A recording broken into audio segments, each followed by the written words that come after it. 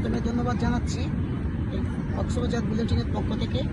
আজকে আমরা এখানে সমুদ্র সৈকতে অবস্থান করতেছি, বিশ্বের দীর্ঘতম একটি সমুদ্র সৈকত, যেখানে রয়েছে 3টে প্রধান স্পট।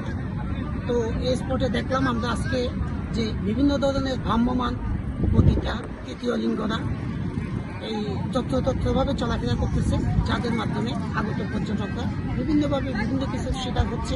তাদের মাধ্যমে সংগঠিত হচ্ছে যে চুরি ছিনতাই থেকে বিভিন্ন ধরনের অপরাধকর্ম।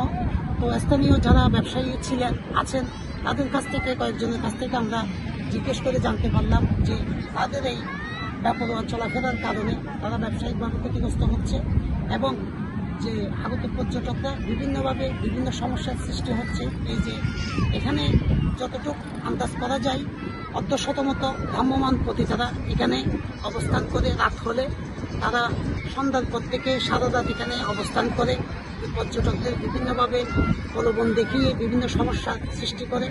তো যতটুকু বুঝতে পারলাম ব্যবসায়ীদের কাছ থেকে এই সমস্ত সমস্যার প্রশাসনিক উদ্যোগ নেওয়া অতি সত্ত্বর প্রয়োজন মনে করি।